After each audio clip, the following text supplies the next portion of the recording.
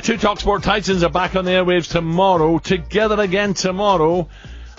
I'm live with Mike Porky Parry for the warm-up tomorrow morning, 11 o'clock on talkSPORT. He is going to get pelters, let me tell you. Is he there now, Mr. Parry? Oh, no, he's coming in a minute. So tomorrow, 11 o'clock to 1 o'clock, have a listen to this. Tomorrow. To be honest, I keep meaning to look it up and I don't. 11 a.m. It's got an exploding head. talkSPORT. As I say, they're not all there. It's Mike Parry. You're lucky to have me, and unless you treat me right, I'm going to make your life a misery. And Alan Bernard Brazil. Is he a man management man? Together again. Gary, what about Bob's health now? He died at Christmas. I think Mr. Brazil was just looking a little bit back there rather than forward. Well, right. That's I heard two different versions of it. Don't miss the warm-up at 11 a.m. with Parry and Brazil. It's going to be unpredictable. You can keep your finger on the dump button. Yeah. Those were the days. They were brilliant. Those were the days. Porky, good morning. Morning, Mike. Very good morning, guys. You better have an early night tonight, pal. I have an early night. I have an early night every night now, Al. My lifestyle has changed dramatically since those rip-roaring days when we had to lift talkSPORT off the ground. And trying to lift you off the ground, Al, I tell you what, that's an effort, man. Ha! So you won't be down the wine bar in Sutton tonight, then? Oh, you're joking. Are you joking? That's my former life. I don't do any of that anymore, Al. You are a fibber. Mike Graham's told me you're getting worse. No.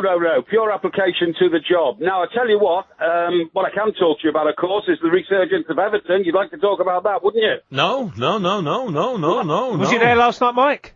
No, I wasn't there last night, actually, Ray, but I'm hoping I might get out to Hajduk Split this coming Thursday. You're having a laugh. You see the trouble last night. You don't want to be going there. Well, yeah, but that trouble wasn't anything to do with the Everton fans. No, but you go there, you have 3 bottles of Blue Non, start your singing, you'll get a clump.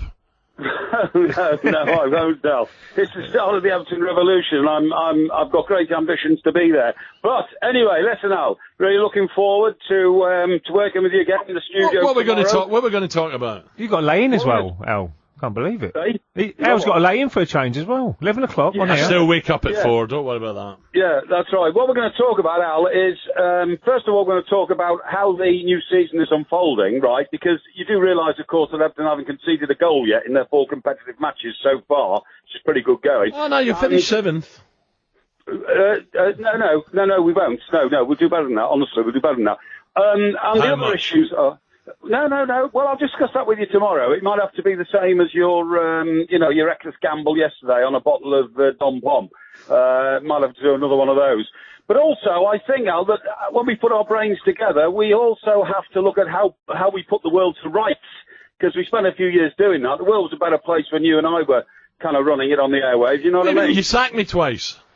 Well, that was inevitable because your level of discipline in those days was somewhat awry. But I will give you the credit for having turned your life around. And with people like Ray Parlour sitting alongside you, good influence, Ray, good, clean living boy. Yeah. You know, things. What? Yeah, would you like to explain that? Good, clean living boy? Yeah, absolutely. Season ticket for the Rose and Harry's? Well, look, what Ray does off air is up to himself. But I've never seen Ray embarrass himself. I've never seen him out of order. So you didn't see the Space Cowbell on a table in Enzo's restaurant in the city 2 nights ago? Where was that? 2 nights ago. I mean, I do find it somewhat odd that whenever Ray finishes the show with you, within 15 minutes he's in Waitrose, but he's not shopping, he's in the champagne bar. Oh, listen, we tried to keep a low profile that day, Mike, and you kept people pushing their trolleys around in Waitrose, and it ended up getting a little bit too noisy at one stage, and there's a big queue next to you with trolleys. She still says that to me when I go in there. She says, "Where's that loudmouth mate of yours?" I'm like, "Oh." No, that's not the case at all. That's not the case. I'm always a very calming influence on you all. I have never seen anyone getting thrown out of a supermarket before, but it happened that day. Well, I tell you what, I'm not going to tell the story about when you went shopping in Waitrose because your wife told you get home with the food as soon as you can, and you got so confused you took home 8 frozen shepherd's pies and nothing else. I bet you were really the most popular man in town. No, what happened there, Mike, was it was my first trip to Waitrose, Canary Wharf, and it was amazing. To my amazement, I'd done my shopping, I thought, what's that down the corner there? And what's that over there? They had three restaurant bars in Waitrose. So unfortunately, you know, I got diverted, and by the time I looked at my shopping trolley, there was, you know, things were melting, so I had to go and put them back and reload. I know. I know it's a tough life. It's a tough life, really, when domestic issues divert us from our real path in life, which is to educate and inform. And educating and informing can sometimes only be done through deep discussion. And deep discussion is best done in the ambience of a relaxing atmosphere. So what time do you want me to call you later on today? Because you're on Talk Radio and you're on your own, which means no one's going to call you. What time do you want me to ring? No, listen, Al, let me tell you this. Old Mike Graham, because he doesn't apply himself to his job properly, is now lying on some sun lounger somewhere in Rhodes on the edge of an infinity pool, right? He doesn't know how to apply himself to the job. I, however, am holding the fort. I'm doing the talk radio show single-handedly. And can I tell you, and this is an absolute fact, which will be borne out by the talk radio programme director, the figures are double what they were earlier in the week when Mike Graham was in the studio with me. That's the effect I have on people. By the way, I heard you whinging the other day, Tom. There's nothing on with Saga holidays. Nothing. Yeah, sorry, Ray. Well, Mike always says he's the main man, though, in the partnership, you two. Who, Mike Graham? Yeah.